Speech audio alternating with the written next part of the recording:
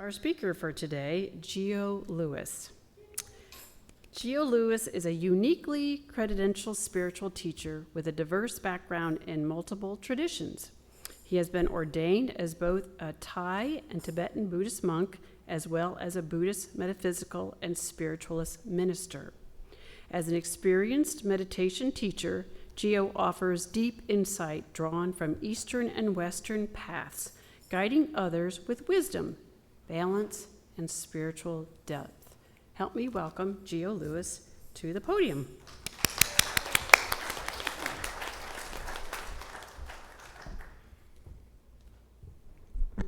Good morning, everyone. It's funny listening to the introduction. I was like, who is that? Who are they bringing up here? It didn't sound like me, but well, I will try to make this talk fun and exciting. I don't want to put you all to sleep. I see a lot of happy, smiling faces, so I hope we keep them there. So what I like to do is I always like to talk about stuff that kind of, like I'm working on or something that's really been bothering me for a long time. So I want to talk a little bit today about what I have referred to as Law 7.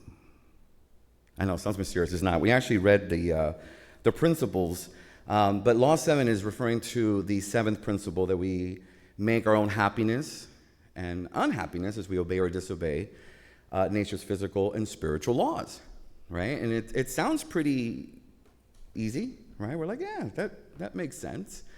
So when I first started learning about spiritualism, one of the things that really struck me was natural law. Because, so like in Buddhism, for example, when I was a monk and training, that's what you study. We just use the word dharma. Dharma just means natural law or laws. You have the Hindu Dharma, so it's based on their truth. Then you have the Buddha Dharma, which is based on the teachings of the Buddha. So in some circles, you actually have to be like, when someone says, oh, so what Dharma practice do you have? I'm like, well, Hindu, Buddhist, Jain? So just to clarify, because some people are like, well, which is it? Which Dharma? But Dharma just means natural law. So I always found it really interesting that all we were studying was truth. And that's no easy task. After years of trying to study and learn, it doesn't always make sense. You think that, okay, I'm going to unravel the truths of the universe and I'm going to get it. No. After 20 years, I'm still trying to figure things out. But the one law that's always kind of, I don't want to say bothered me, but that's kind of like, well, I want to know these laws because I want to be happy. I don't want to suffer. So for 2 years here in camp, I was taking classes with one of our camp's leading teachers on natural law. And so for 2 years, okay, we talked about this law. Okay, yeah, I kind of see how that works. Okay. And then we talked about this law, and I think I was starting to get very anxious. Like, there's all these laws, right? There's like 100 and over 150 that are just the basic laws that we learn. But number 7 always, that's the one I focused on the most, right? Because I want to obey the laws so that I'm happy. I don't want to disobey anything because I don't want to end up in some kind of spiritual jail or something like that. So I really started looking into, what does that mean, obey or disobey? Like, I understand gravity, right? If I walk off here and, fall off the platform, I'm going to hurt my leg. Hey, that's easy, gravity. Easy to understand.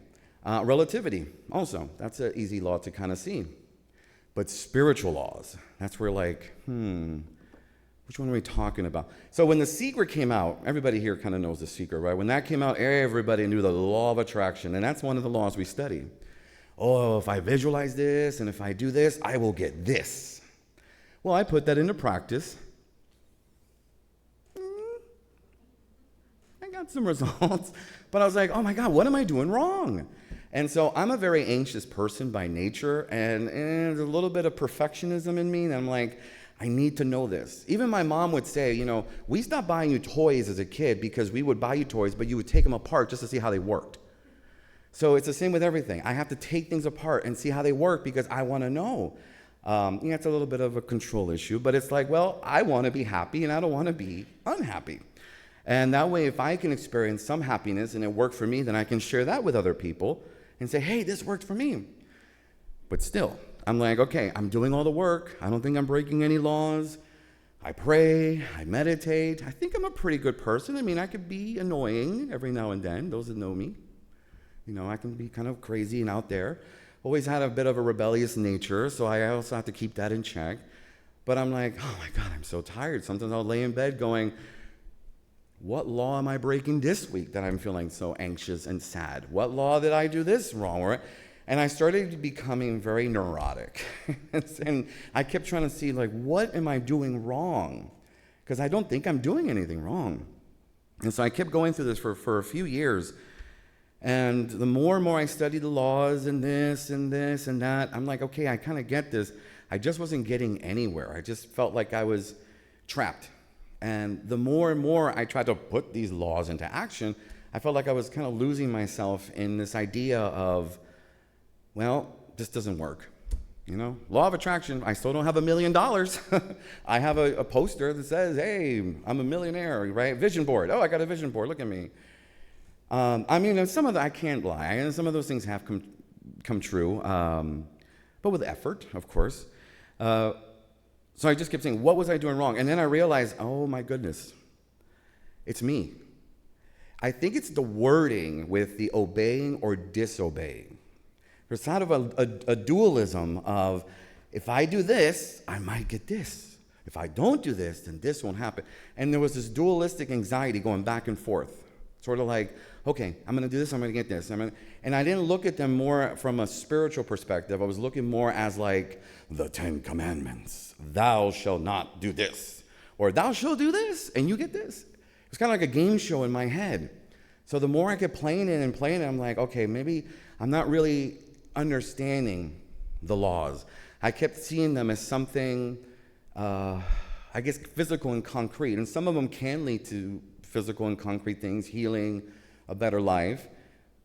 But again, I was seeing them outside myself. And the truth is, natural law is always working.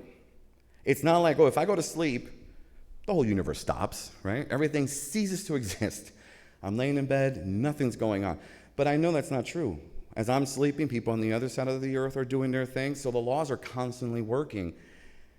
So I stopped using the word law and just started seeing it's just life.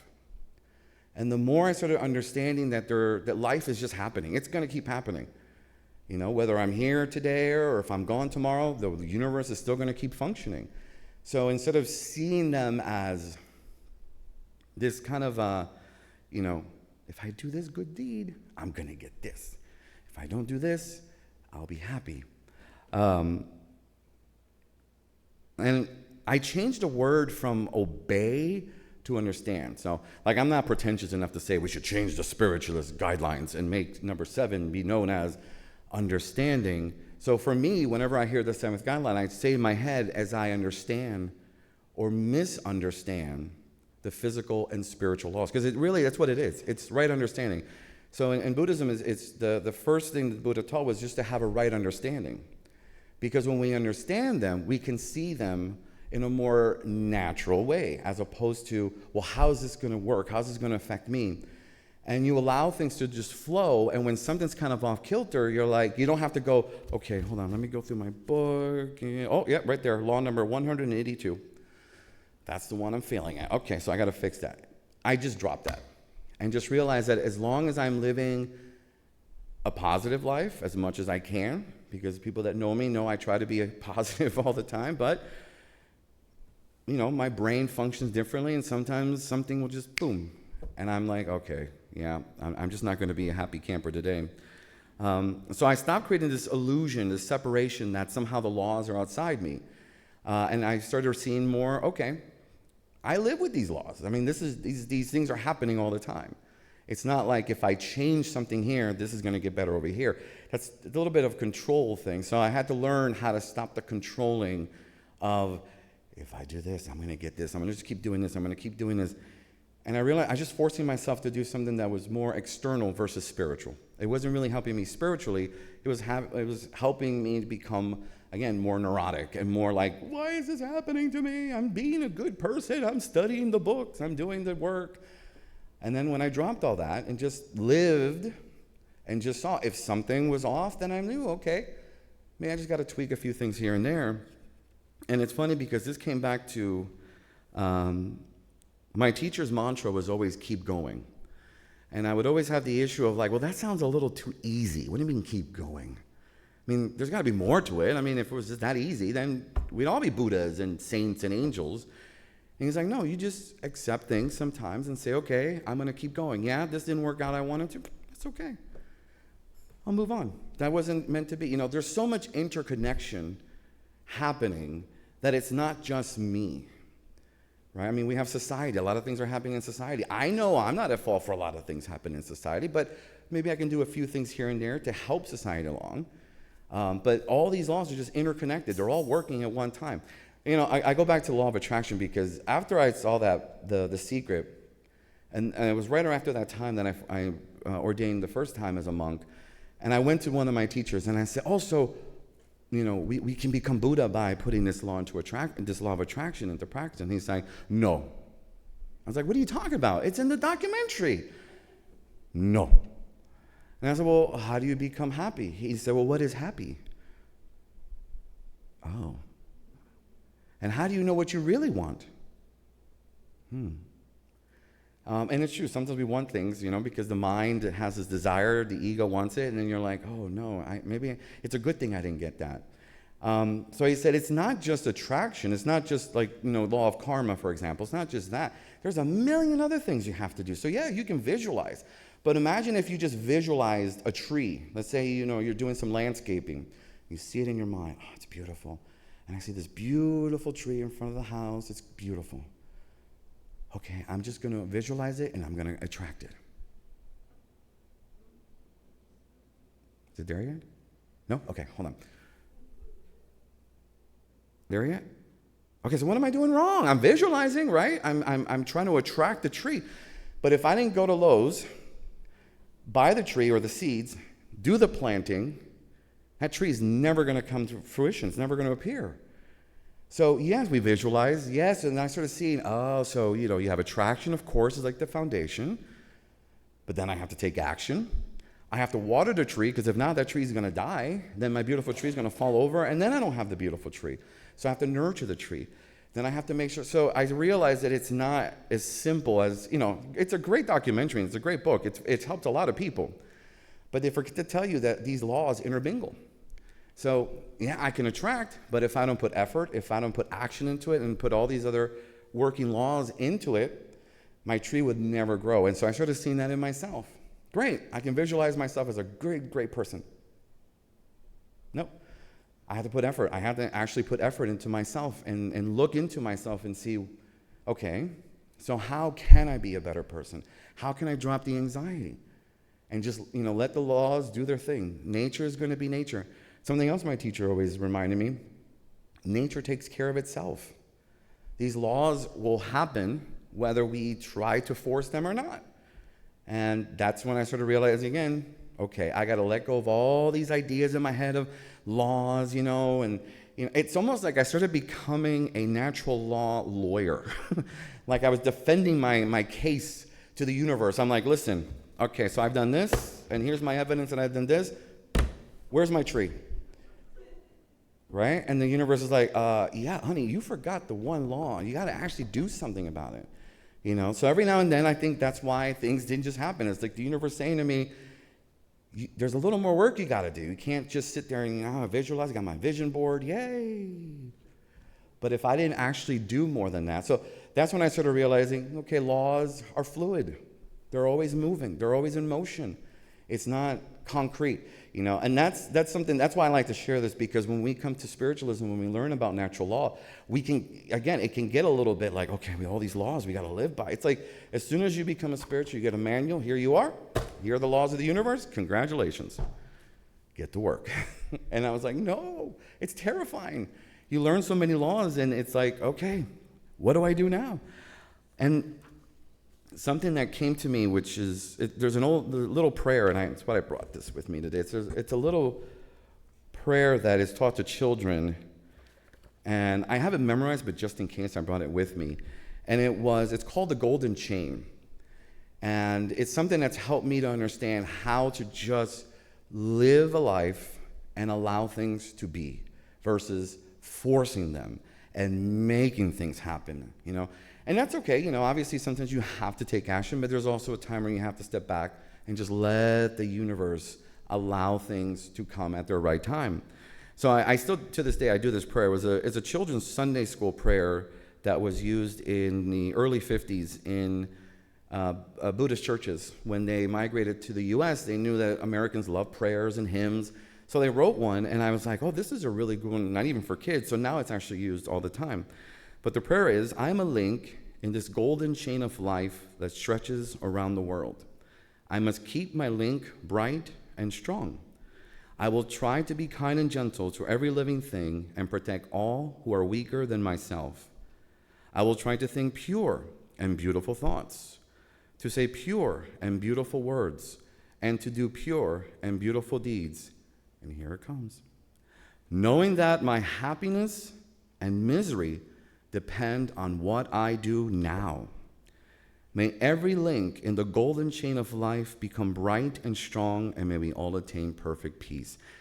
And so it's funny because when I went back to this prayer when I was looking at Law 7, and I said, well, it's there, right? It's right there. That's all it is. That's all that the seventh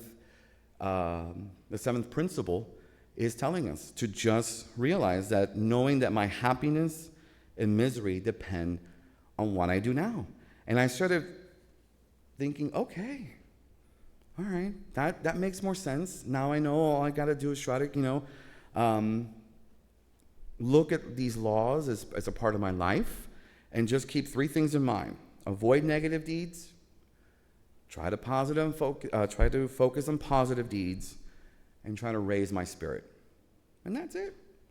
Now, again, that sounds a little oversimplified, like, oh, so if I do that, then everything will be better. No, I'm still working on it. I still try to, read this prayer every morning. I try to remind myself of those three things and keep in mind that my happiness depends on what I do now. So like the principle says, as we obey or disobey. But I still didn't like that word, so I changed it a little bit.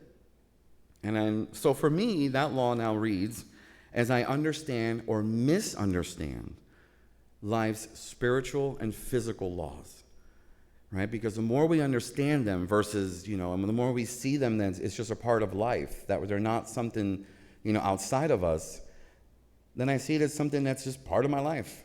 But I do have to remember that I am responsible. I have the responsibility for my happiness. So sometimes I'm at home and I'm complaining and I'm whining, and then I just like, stop it. Remember, you are responsible. Even if the earth is crumbling, you can still be positive about it. I mean, actually, I don't know how positive I would be when I'm standing and everything's crumbling, but I can change my mind. And actually, that's why I picked this song, because that's one of my favorite songs that I try to listen to every time my mind starts getting crazy. I remind myself, change my mind, change the way you're seeing it. Instead of being a prisoner to it or a victim to it, just change it around. And it becomes something more, I'm an active participant with these laws versus, oh no, please don't punish me because I'm breaking this law. It's more like, okay, I'm an active participant in this. So I don't have to feel like, oh, I'm gonna go to like some kind of spiritualist jail because I broke the law of attraction or something. And I remind myself that two of the major laws really that I also try to keep in mind is the law of compensation and retribution. Right? What you put out, you're going to get back. The same way we read, do unto others. How do you expect to get love and kindness and compassion when you're being mean and a jerk to everybody? And I had a family member like that. He always complained, nobody loves me. Well, what did you do last week? Oh, I told everybody to go F off. I'm like, well, there you go. How do you want the family to love you and invite you to our dinners when you're telling everybody to go do things that are right, are wrong? So I just kept that in mind, compensation, retribution. And just always reminding myself, laws are always at work. And I just need to understand to flow with them versus seeing them as something, like a commandment, which is what brought me to spiritualism. I always love the fact that we don't have commandments. We don't have any dogma. We make our lives the way we want to. And if we stay in, and it takes work. That's the other thing. It takes work. 25 years I'm doing this, and I am nowhere near. It's like if you see Mount Everest, I'm the tiny little lamb at the base of Mount Everest. I got a long way to go before I can even get to the summit of enlightenment. But that's okay. That's part of my journey. It's part of all our journey. You know, we're not going to be perfect. We're not going to be happy all the time. We're not going to be suffering all the time. It's like this perfect balance, universal balance that we just learn to live with.